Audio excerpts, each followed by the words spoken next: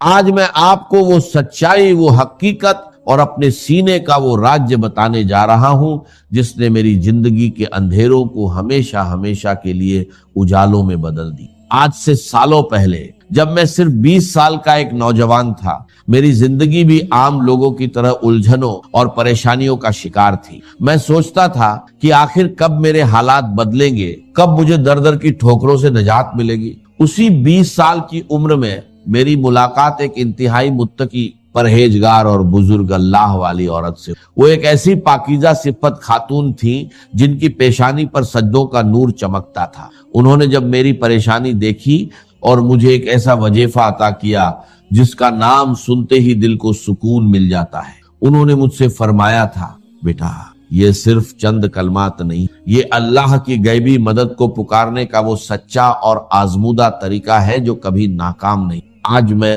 آپ کے سامنے کھڑا ہو کر پورے یقین اور دعوے کے ساتھ یہ بات کہہ رہا ہوں کہ مجھے یہ وظیفہ اسی بزرگ خاتون نے دیا تھا، اور آج میں آپ کو وہی وظیفہ تحفے میں دے رہا ہوں جو انہوں نے مجھے اس وقت سکھایا تھا جب میں محض 20 سال کا تھا۔ اس دن سے لے کر آج تک میں نے اس وظیفے کو کبھی نہیں چھوڑا۔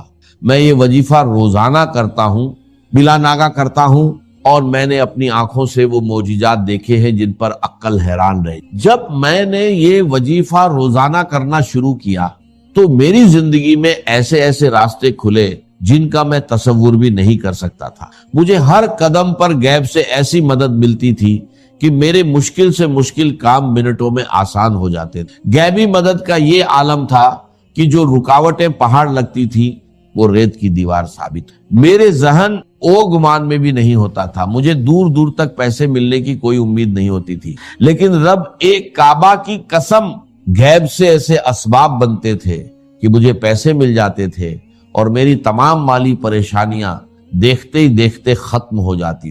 یہ کوئی افسانہ نہیں بلکہ میری زندگی کی جیتی جاگتی حقیقت ہے کہ مجھ پر ہمیشہ میرے اللہ کی خاص رحمت رہی اور آج بھی ہے۔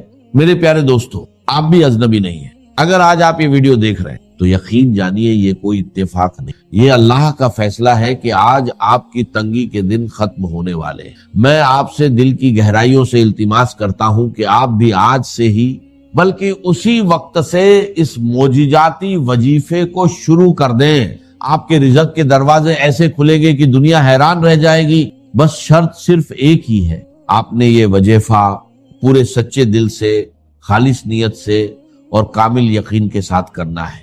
جب آپ پورے دل سے اپنے رب کو پکاریں گے تو آپ کی ہر دعا قبول ہوگی اور کوئی بھی تنگی آپ کے قریب نہیں بھٹکے گی۔ ہماری زندگیوں میں سب سے بڑی کمی یہ ہوتی ہے کہ ہم وظیفے تو بہت کرتے ہیں لیکن ہمارا دل شک اور وسوسوں سے بھرا ہو۔ میں آپ کو یقین دلاتا ہوں کہ جب آپ اس بزرگ عورت کے بتائے ہوئے اور میرے آزمودہ وظیفے کو اپنی زندگی کا حصہ بنا لیں گے تو غریبی اور تنگدستی ہمیشہ کے لیے آپ کے گھر سے رخصت ہو جائے گی۔ اب آپ کو کسی کے آگے ہاتھ پھیلانے کی ضرورت نہیں پڑے گی، کسی کے سامنے سر جھکانے کی نوبت نہیں آئے گی، کیونکہ جب کائنات کا مالک غیب سے دینے پر آتا ہے تو وہ انسان کی سوچ اور گمان سے بڑھ کر عطا کرتا۔ آج کی اس مصروف دنیا میں ہر انسان کسی نہ کسی الجھن میں مبتلا ہے۔ کسی پر قرض کا بوجھ ہے تو کوئی بیماری سے لاچار ہے، کسی کے کاروبار پر بندش ہے تو کسی کے گھر میں فاقے ہیں۔ لیکن یاد رکھیے، ان تمام مسائل کا حل صرف اور صرف اس ذات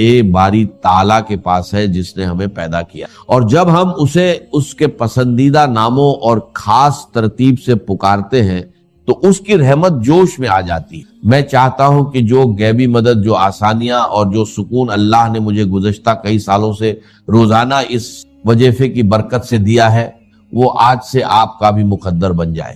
اب وقت آ گیا ہے کہ آپ اس وظیفے کی اصل روح، اس کی ترتیب اور اس کے پڑھنے کے درست وقت کو سمجھیں تاکہ آپ بھی پہلے ہی دن سے اس کے معجزات اپنی آنکھوں سے دیکھ سکیں۔ آگے بڑھنے سے پہلے اپنے دل کو دنیاوی خیالات سے پاک کر لیں۔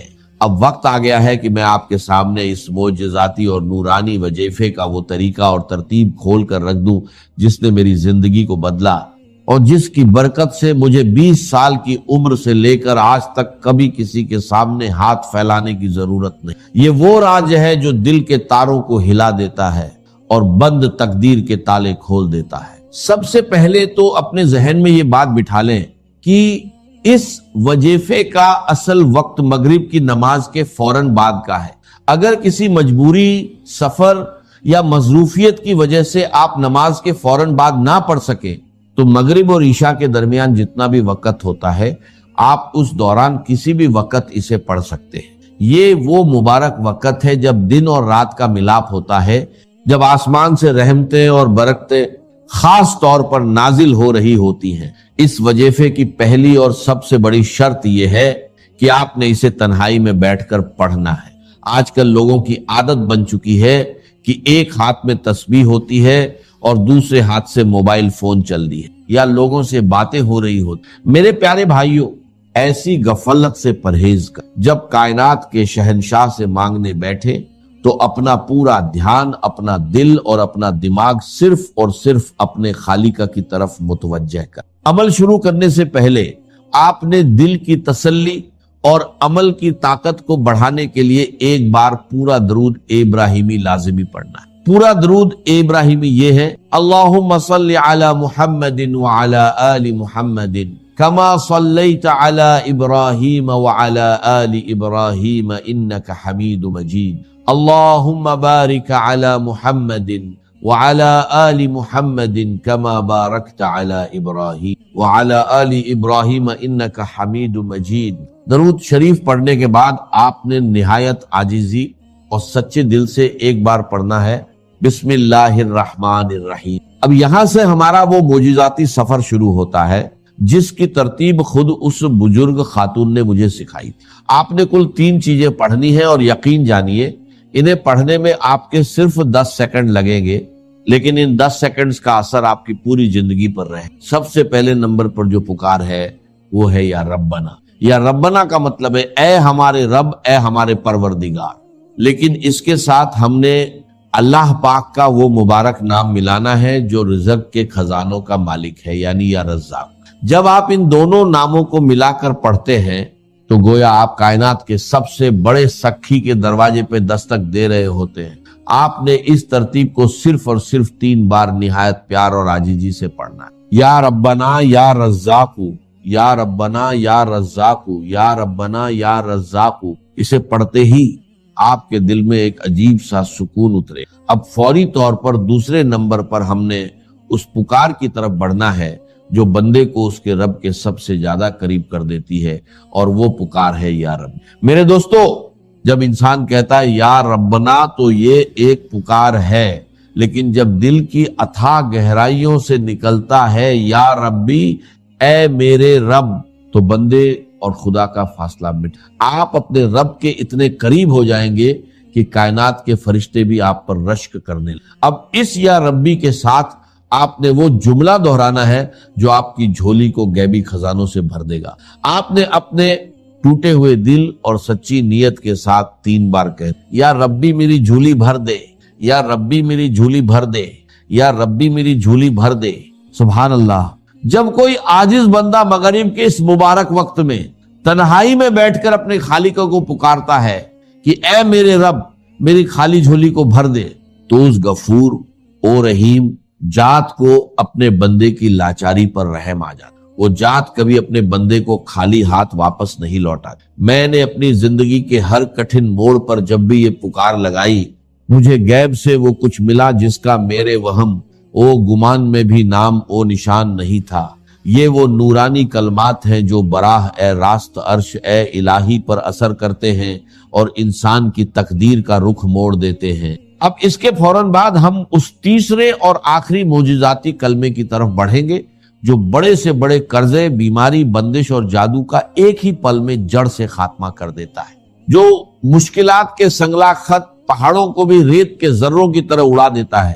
یہ وہ تسبیح ہے جو پریشان حالوں کی سب سے بڑی مددگار ہے۔ جب آپ یہ 2 وظائف مکمل کر لیں تو اب آپ نے تڑپ کر اپنے عاجز اور گناہگار ہونے کا اعتراف کرتے ہوئے اللہ رب العزت کا یہ مبارک نام صرف اور صرف 3 بار پڑھنا ہے: یا حل المشکلات، یا حل المشکلات، یا حل المشکلات۔ اس کا مطلب ہے اے میری تمام مشکلات کو حل کرنے والے رب۔ میرے دوستو، اس ایک نام میں وہ تاثیر پوشیدہ ہے کہ جب کوئی بے بس انسان کائنات کی تمام طاقتوں سے مایوس ہو کر اپنے رب کو یا حل المشکلات کہہ کر پکارتا ہے تو اللہ پاک کی غیرت اور اس کی رحمت کو یہ گوارا نہیں ہوتا کہ وہ اپنے بندے کو خالی ہاتھ لوٹائے۔ جب آپ یہ تینوں چیزیں ترتیب وار 3 بار پڑھ لیں تو اب باری آتی ہے اس دربار اے الہی میں اپنی فریاد پیش کرنے کی، اور یہاں دعا مانگنے کا ایک سچا عاجزانہ اور خاص طریقہ ہے۔ بہت سے لوگ وظیفہ پڑھ کر جلدی میں ہاتھ اٹھاتے ہیں، 2 جملے بولتے ہیں اور اٹھ کھڑے ہوتے ہیں۔ یاد رکھیے، دعا تو روح ہے ہر عبادت کی۔ جب آپ نے یہ عمل مکمل کر لیا تو اپنے دونوں ہاتھوں کو اپنے چہرے کے سامنے پھیلائیں، اپنی آنکھیں بند کریں اور یہ تصور کریں کہ آپ دنیا کے سب سے امیر، سب سے بڑے اور سب سے سخی بادشاہ کے دربار میں بیٹھے ہیں۔ آپ کی جیب خالی ہے، آپ کے جسم پر پریشانیوں کے زخم ہیں، لیکن اس سخی کا دروازہ کھلا ہے۔ سب سے پہلے اپنی زبان سے ایک بار پھر پورا درود ابراہیمی پڑھیں۔ اللہم صلی علی محمد وعلی آل محمد کما صلیت علی ابراہیم وعلی آل ابراہیم انک حمید، اللہم بارک علی محمد وعلی آل محمد کما بارکت علی ابراہیم وعلی آل ابراہیم انک حمید مجید۔ پھر اللہ پاک کی حمد و ثنا بیان کرے، اپنے گناہوں کا اعتراف کرے اور کہے یا الہی میں گناہگار ہوں، خطا کار ہوں، لیکن تیرے سوا میرا کوئی دوسرا رب نہیں ہے جس کے آگے میں ہاتھ پھیلا سکوں۔ اے میرے رب، میری اس غریبی کو، میری اس تنگی کو اور میری ان پریشانیوں کو دور فرما دے۔ مجھے غیب سے وہ رزق عطا کر جس کا حساب کوئی انسان نہ رکھ سکے۔ میرے دوستو، اپنی زبان میں رو رو کر، گڑ گڑا کر اپنے رب سے مانگے۔ یاد رکھیے، جو آنکھ اپنے رب کے حضور نم ہو جاتی ہے وہ کبھی مایوس نہیں لوٹائی جاتی۔ دعا کے آخر میں ایک بار پھر درود ابراہیمی پڑھ کر اپنے ہاتھوں کو اپنے چہرے پر پھیر لے۔ یہ وہ عمل ہے جو میں نے 20 سال کی عمر سے لے کر آج تک کبھی نہیں چھوڑا۔ میں آپ کو ایک بار پھر پورے یقین کے ساتھ کہتا ہوں کہ آپ بھی آج ہی سے، اسی مغرب سے اس عمل کو اپنی زندگی کا مستقل حصہ بنا لیں۔ آپ جس دن سے یہ عمل شروع کریں گے آپ خود دیکھیں گے کہ غیب سے کیسے راستے بنتے ہیں، آپ کی تنگی کیسے خوشحالی میں بدلتی ہے اور کیسے آپ کا دل پرسکون ہو جاتا ہے۔ سچے دل اور خالص نیت کے ساتھ کیا گیا یہ وظیفہ کبھی رائیگان نہیں جائے گا۔ اور یہ بڑا مسئلہ گہرا ہے اور علم کلام کا ایک بڑا پیچیدہ مسئلہ ہے کہ ذات باری تعالیٰ اور اس کی صفات کے مابین کیا ربط و تعلق؟ آیا صفات ذات کا جزو ہے، جزو لا ینفک ہے، حصہ ہے، یا کچھ زائد بر ذات، جس کو علامہ اقبال نے ایک جگہ کہا ہے صفات ذات حق، حق سے جدا یا عین ذات۔ یہ ہمارے علم کلام کا ایک بڑا پیچیدہ مسئلہ، لیکن یہ کہ اس میں متکلمین کا جو تقریباً اجماعی فیصلہ ہے وہ 2 لفظوں میں آتا، لا عین ولا غیر۔ اللہ کی صفات نہ تو اس کی ذات کا عین ہے نہ اس کی ذات سے غیر۔ بہت پیچیدہ شکل ہے اور یہ بھی اس وقت کا میرا موضوع نہیں ہے، میں صرف کسی اور موضوع کے لیے صرف حوالے دے رہا ہوں۔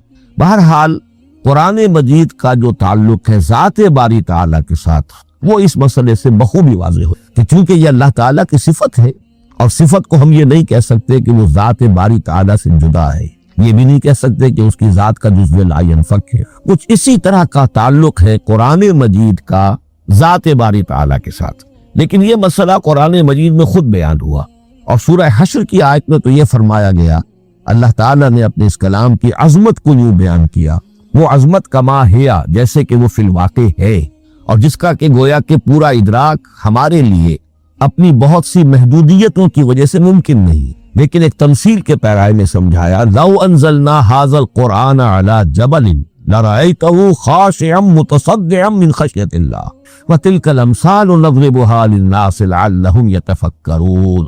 اگر ہم نے اس قرآن کو کسی پہاڑ پر اتار دیا ہوتا تو تم دیکھتے کہ وہ دب جاتا اور پھٹ جاتا اللہ کے خوف سے۔ اور یہ مثالیں ہیں جو ہم لوگوں کے لیے بیان کرتے ہیں تاکہ وہ غور کریں، تدبر کریں، سمجھیں، ما لا یدرک کلہ لا یترک کلہ، اگرچہ بتمام و کمال عظمت قرآن کا فہم ان کے لیے ممکن نہیں ہے، لیکن کسی درجے میں تو کچھ انعکاس اس کا ہو جائے، کچھ اندازہ ہو جائے، انسان اپنی ذہنی سطح کے اعتبار سے اس کی مناسبت سے کسی درجے میں عظمت قرآن کا اندازہ کر لے، تو اللہ تعالیٰ کے ان الفاظ کو سامنے رکھے کہ لو انزلنا هذا القرآن على جبل لرأيته خاشعا متصدعا من خشیۃ اللہ۔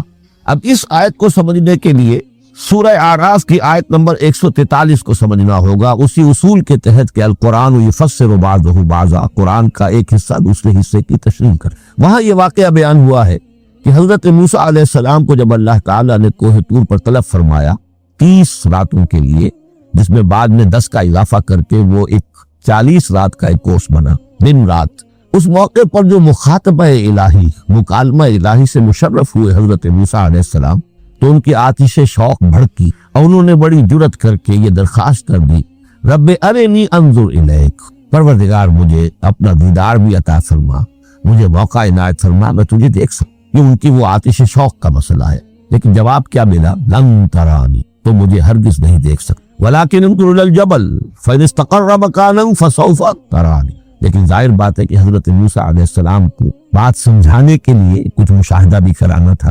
فرمایا تم مجھے نہیں دیکھ سکتے، البتہ اس سامنے کے پہاڑ پر نگاہ جماؤ، ہم اس پر اپنی ایک تجلی ڈالیں گے۔ یہ اگلی الفاظ کے اندر وضاحت ہے، میں یہاں پہلے سے بیان کر رہا ہوں سمجھانے کے لیے۔ اگر وہ پہاڑ ہماری اس تجلی کو، تجلی کسے کہتے ہیں؟ جلا، روشنی، تو اللہ تعالیٰ کی طرف سے وہ خاص اس کے نور کا جب پرتو ہوتا ہے کسی شے پر تو وہ اس کی تجلی، ہم اپنی تجلی اس پہاڑ پر ڈالیں گے، اگر وہ اس کو جھیل جائے، اپنی جگہ کھڑا رہ جائے، تو تم سمجھنا کہ شاید تم بھی ہمیں دیکھ سکتے۔ فلما تجلی ربہ للجبل، اب یہاں وہ لفظ آ گیا، جب اللہ نے تجلی اپنی پہاڑ پر ڈالی، جعلہ دکا وخر موسیٰ صعقا، وہ پہاڑ ریزہ ریزہ ہو گیا اور حضرت موسیٰ بے ہوش ہو کر گر۔ اب یہ بے ہوش ہو کر گر جانا، جبکہ وہ تجلی براہ راست بھی نہیں ہے، بالواسطہ ہے۔ مشاہدہ جو کر رہے حضرت موسیٰ وہ بالواسطہ ہے، تجلی پہاڑ پر ہے، لیکن یہ کہ اس کا بھی بالواسطہ اس کا جو ہوا ہے،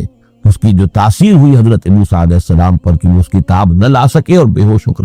یہاں سے یہ بات سمجھ میں آتی ہے کہ یہ تجلی یہ ذات باری تعالیٰ تھی جس نے کوہ طور کو جلا کر بھسم کر دیا یا ٹکڑے ٹکڑے کر دیا، ریزہ ریزہ کر دیا۔ اب ذات الہی کے ساتھ جو تعلق ہے کلام الہی کا، اور یہ صفت جو لا عین ولا غیر کے درجے میں ہے ذات کے ساتھ، تو وہی تاثیر اس کلام الہی کی۔ لو انزلنا هذا القرآن على جبل لرأيته خاشعا متصدعا من خشیۃ اللہ وتلك الامثال نضربها للناس لعلهم يتفکرون۔ اس حقیقت کو اس دور میں میں اپنے مطالعے کی محدودیت کا اعتراف کرتے ہوئے عرض کر رہا ہوں کہ میرے نزدیک جس قدر پرشکوہ انداز میں علامہ اقبال نے بیان کیا ہے اسی کیفیت کو، وہ شاید اس کی کوئی مثال نہ ملے۔ فاش گویم آنچ در دل مزمرست، یہ کتابیں نیست چیزیں دیگرست، میں صاف ہی کہہ دیتا ہوں جو میرے دل میں چھپ۔ فاش گویم آنچ در دل، یہ کتابیں نیست، اس قرآن کو کتاب نہ سمجھنا، یہ کچھ اور شے ہیں، چیزیں دیگرست۔ اب وہ چیزیں دیگر کیا ہے؟ وہی جو میں نے عرض کیا، ذات باری تعالیٰ اور کلام کا صفت باری تعالیٰ ہونا، اس کے بنا پر جو مناسبت ہے، جو قرب ہے، جو مشابہت ہے۔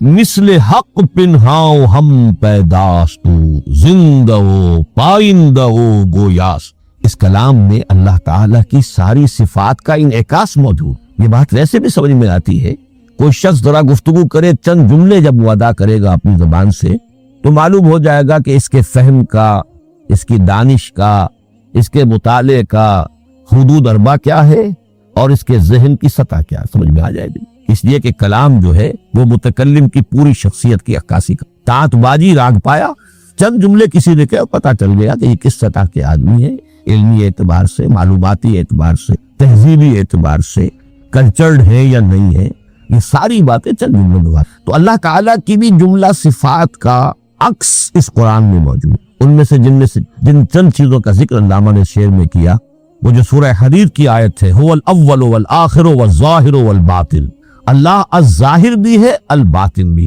اتنا ظاہر کہ اس سے زیادہ ظاہر کوئی شے نہیں اور اتنا باطن کہ اس سے زیادہ چھپی ہوئی کوئی شے۔ اسی لیے حضور سے جو منقول ہے الفاظ کہ پروردگار انت الظاہر فلیس فوقک شیء وانت الباطن فلیس دونک شیء، یہی کیفیت قرآن کی ہے. مثل حق پنہا و ہم پیداستو، پنہا بھی ہے ظاہر بھی، جیسے ذات باری تعالی اور جیسے اللہ تعالیٰ کی شان ہے جو آیت الکرسی کے شروع میں آئی الحی القیوم.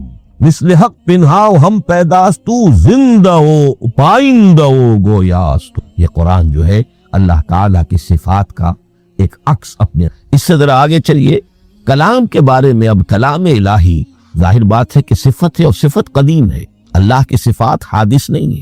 اللہ کی ذات بھی قدیم ہمیشہ سے اور اس کی صفات بھی قدیم ہمیشہ سے. اور یہ جو کلام الہی ہے ظاہر بات ہے کہ یہ جو ہماری زبان کے حروف و اصوات ہیں، کلام الہی تو ان سے منزہ ہے، مبرہ ہے، ماورا ہے، اعلیٰ ہے، عرفہ ہے. ہماری زبانوں کے حروف و اصوات الفابیٹس جگہ جگہ تبدیل ہو جائیں گے. انگریزی کے کچھ اور ہیں، اردو کے کچھ اور ہیں، عربی کے کچھ اور ہیں. کلام الہی ان تمام سے آگاہ، عرفہ، منزہ اور مبرہ ہے. یہ کلام الہی جب بھی نازل ہوا ہے، ظاہر بات ہے حضرت موسیٰ پر اگر کتاب اتاری گئی وہ بھی علم الہی سے آئی لیکن وہ عبرانی زبان میں آئی. حضرت عیسیٰ علیہ السلام پر انجیل اتاری گئی، ہم یقین سے نہیں کہہ سکتے، دو میں سے کسی ایک زبان میں اتاری گئی ہوگی یا عبرانی ہوگی، اس لیے کہ شام کے جس علاقے میں، فلسطین کے جس علاقے میں ان کی پیدائش ہوئی اور جہاں وہ دعوت و تبلیغ کے لیے گھومتے رہے، اس کے عوام کی زبان تھی آرامی اور خواص کی زبان تھی عبرانی، ہیبریو. تو یا تو وہ بھی تورات کی طرح عبرانی ہی میں نازل ہوئی تھی یا آرامی میں ہوگی. لیکن اب کوئی نسخہ نہ ہیبریو کا، کوئی قدیم نسخہ دنیا میں موجود ہے، نہ آرامی کا. جو سب سے پرانا نسخہ ملتا ہے انجیل کا وہ اس کا ترجمہ لیٹن زبان کا ترجمہ ہے یا گریک ترجمہ ہے، اصل کوئی نہیں. بہرحال جب وہ کلام الہی محمد الرسول اللہ پر نازل ہوا، اب اس میں حروف و اصوات کا وہ جامہ پہنا کہ جو عربی زبان کے ہیں. یہی وجہ دیکھیے میں نے جو آیت سورہ حامیم، یہ جو سلسلہ سور ہے اس میں سے سورہ زخرف کی آیت جو میں نے آپ کو سنائی، حامیم والکتاب المبین انا جعلناہ قرآنا عربیا لعلکم تعقلون. ہم نے بنا دیا ہے اپنے اس کلام کو قرآن عربی، اس کو عربی حروف و اصوات کا جامہ ہم نے پہنا دیا ہے. انا جعلناہ قرآنا عربیا لعلکم تعقلون، کہ چونکہ مخاطب اول جو قوم تھی امیین، ان کی زبان عربی تھی، لعلکم تعقلون، تاکہ تم اس کو سمجھ سکو. اب اس سے آگے چلیے. اصل قرآن مجید کے 3 مقامات سے معلوم ہوتا ہے اصل قرآن اللہ کے پاس ہے. یہ قرآن جو ہمارے پاس ہے مصحف عثمان رضی اللہ تعالی عنہ، یہ اس قرآن کی مصدقہ نقل ہے. اصل قرآن کہاں ہے؟ ایک جگہ فرمایا بل ہوا قرآن مجید فی لوح محفوظ، لوح محفوظ میں اصل قرآن وہاں. اسی طریقے سے اسی سورہ زخرف کی اگلی آیت کیا ہے؟ ہم نے اسے عربی قرآن بنا کر اتارا، لیکن اصل قرآن کیا ہے؟ وَإِنَّهُ فِي أُمِّ الْكِتَابِ لَدَيْنَا لَعَلِيٌّ حَكِيمٌ. حقیقت میں تو یہ ام الکتاب میں ہے جو ہمارے پاس ہے، اور علی ہے بہت بلند، حکیم بڑی حکمت والا، یا محکم مضبوط. حکیم کے دونوں معنی. استحکام بھی اسی ہے کاف اور میم کے مادے سے بنا، کسی شے کا پختہ ہو جانا، مضبوط ہو جانا. اور عقل کی پختگی وہ حکمت ہے، وہ دانائی. اس اعتبار سے نوٹ کیجئے اصل قرآن کہاں ہے؟ لوح محفوظ میں. اصل قرآن کہاں ہے؟ ام الکتاب میں.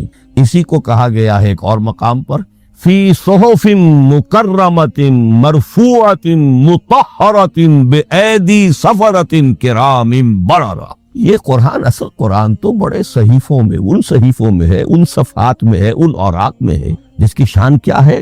مکرمۃ، ان کی انتہائی تعظیم کی جاتی. مطہرۃ، نہایت پاک صحیفے. فی صحف مکرمۃ مرفوعۃ، بلند و بالا، مطہرۃ بأیدی سفرۃ کرام بررہ، ان فرشتوں کے ہاتھ میں جو بہت باعزت، بہت اونچے درجے کے ان کے ہاتھوں میں ہے. وہ لوگ ہیں کہ جو اس کی تحویل میں ہے یہ کلام پاک. فی صحف مکرمۃ مرفوعۃ مطہرۃ بأیدی سفرۃ کرام بررہ. اب اسی کو بیان کیا ہے سورہ واقعہ میں. فلا اقسم بمواقع النجوم، تو نہیں میں قسم کھاتا ہوں ستاروں کے ڈوبنے کی جگہ کی. وَإِنَّهُ لَوْ تَعْلَمُونَ لَقَسَمٌ عَظِيمٌ، وَإِنَّهُ لَقَسَمٌ لَوْ تَعْلَمُونَ عَظِيمٌ.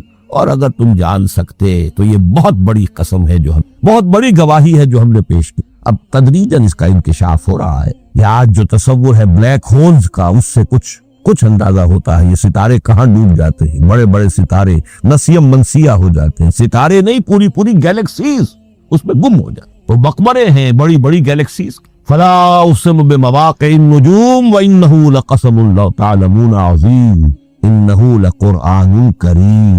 یہ قرآن ہے بہت باعث، فی کتاب مکنون، اور یہ اس کتاب میں جو چھپی ہوئی ہے۔ یہ لؤلؤ مکنون کا لفظ آتا ہے قرآن مجید میں، جیسے موتی ہوتے ہیں انہیں چھپا کر رکھا جاتا ہے ڈبیوں میں، مخملی ڈبیوں کے اندر موتیوں کو، اسی طریقے سے فی کتاب مکنون لا یمسہ الا المطہرون۔ وہ صحیفے بھی بہت مطہرہ تھے اور ان کو چھو نہیں سکتے مگر وہی جو انتہائی پاک ہیں، ملائکہ مقربین، جن کے قریب سے بھی ہو کر معصیت یا گناہ کا کوئی تصور تک نہیں گزر سکتا، وہ ہے جو اس کو چھوتے ہیں، ان کے ہاتھوں میں ہے، ان کی تحویل میں۔ یہ ہے وہ چیزیں کہ جس سے اندازہ ہوا کہ اصل قرآن کہاں ہے۔ یہ جو ہمارے پاس ہے در حقیقت یہ نقل مطابق اصل ہے، مصدقہ نقل ہے۔ اب اس میں آپ سے عرض کر دوں کہ ایک بہت خوبصورت بات ہمیں جو ملتی ہے، تورات میں جو استثناء، جو صفر استثناء ہے ڈیوٹرانومی، اس کے 18ویں باب میں 18ویں اور 19ویں آیات جو ہیں اس میں ذکر موجود، میں ان کے لیے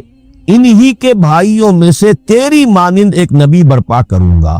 اللہ تعالیٰ کلام فرما رہے ہیں یہاں حضرت موسیٰ علیہ السلام، آج بھی موجود ہے اولڈ ٹیسٹمنٹ ڈیوٹرانومی یا کتاب استثناء، صفر استثناء، اس کا 18واں باب، اس کی 18ویں اور 19ویں آیات جب چاہیں جا کر دیں۔ میں ان کے لیے ان کے بھائیوں ہی میں سے تیری مانند ایک رسول اٹھاؤں گا، میں ان کے لیے انہی کے بھائیوں میں سے تیری مانند ایک نبی برپا کروں گا اور اپنا کلام اس کے منہ میں ڈالوں گا، اور جو کچھ میں اس سے کہوں گا وہی وہ ان سے کہے گا۔ یہ ہے جو پیشن گوئی ہے محمد رسول اللہ صلی اللہ علیہ وسلم، اور یہاں وہ فرق واضح کر دیا۔ اتنی تنخواہیں تھیں، نہ اتنے کاروبار تھے، نہ اتنی سہولتیں تھیں، لیکن ان کے گھروں میں برکت تھی، تھوڑے میں بھی گزارا ہو جاتا تھا۔ مہمان آتے تھے تو کھانا کم نہیں پڑتا تھا، مشکل آتی تھی تو اللہ راستہ نکال دیتا تھا۔ جانتے ہیں کیوں؟ کیونکہ وہ صدقہ کرتے تھے، ہر روز ہر حال میں تھوڑا یا زیادہ لیکن صدقہ ضرور کرتے تھے۔ ان کے دروازے پر کوئی بھوکا آتا تھا تو خالی نہیں جاتا تھا، کوئی پیاسا آتا تھا تو پانی ضرور ملتا تھا۔ یہی ان کا معمول تھا اور یہی ان کی برکت کا راج تھا، اور آج ہم نے وہ عادت چھوڑ دی۔ آج ہم سوچتے ہیں کہ پہلے خود ٹھیک ہو جائے پھر دوسروں کو دیں گے، پہلے قرضہ اتر جائے پھر صدقہ کریں گے، پہلے گھر بن جائے پھر اللہ کی راہ میں دیں گے، لیکن یہ دن کبھی نہیں آتا اور برکت بھی نہیں آتی، کیونکہ اصول یہ نہیں ہے۔ اصول یہ ہے کہ پہلے دو پھر اللہ دے، پہلے اللہ کی راہ میں خرچ کرو پھر اللہ تمہارے لیے خرچ کرے گا، پہلے کسی بھوکے کا پیٹ بھرو پھر اللہ تمہارا پیٹ بھرے۔ ہمارے نبی کریم صلی اللہ علیہ وسلم نے فرمایا کہ اے ابن آدم تو خرچ کر، میں تجھ پر خرچ کروں گا۔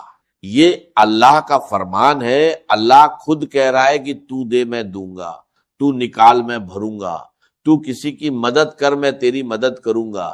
اللہ کی قسم اس سے بڑا وعدہ کوئی نہیں ہو سکتا، لیکن ہم اللہ کے اس وعدے پر یقین نہیں کرتے۔ ہم ڈرتے ہیں کہ دے دیا تو کم ہو جائے گا، نکال دیا تو خالی ہو جائے گا، لیکن یہ سوچ غلط ہے، بالکل غلط ہے۔ صدقہ مال کم نہیں کرتا، بڑھاتا ہے۔ صدقہ رزق نہیں روکتا، کھولتا ہے۔ صدقہ دعا رد نہیں کرتا، قبول کرواتا ہے۔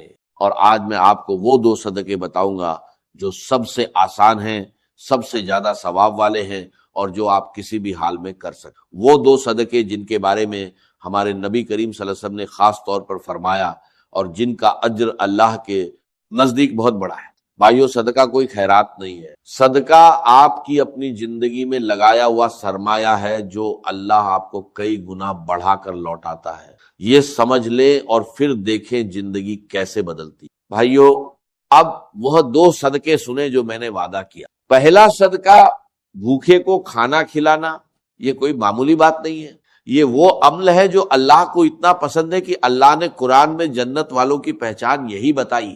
اللہ تعالیٰ نے فرمایا کہ جنت کے حقدار لوگ وہ ہیں جو اللہ کی محبت میں کھانا کھلاتے ہیں مسکین کو، یتیم کو اور ضرورت مند۔ یعنی اللہ نے جنت کے حقدار لوگوں کی پہچان یہ بتائی کہ وہ کھانا کھلاتے تھے، خود بھوکے رہتے تھے لیکن دوسروں کو کھلاتے تھے، اور ہمارے نبی کریم صلی اللہ علیہ وسلم نے فرمایا جو شخص کسی مومن کو پیٹ بھر کر کھانا کھلائے اللہ اسے قیامت کے دن اپنے عرش کے سائے میں جگہ دے گا.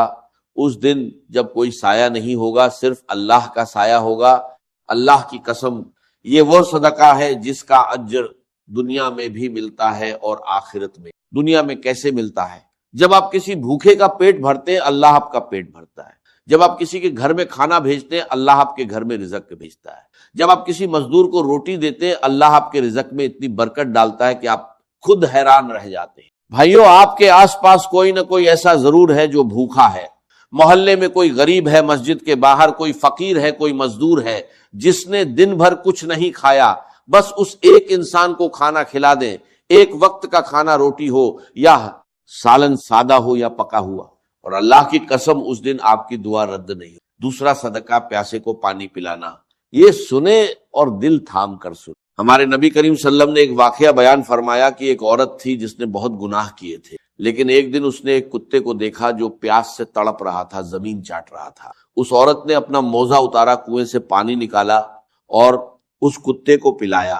اللہ کی قسم اللہ نے اس ایک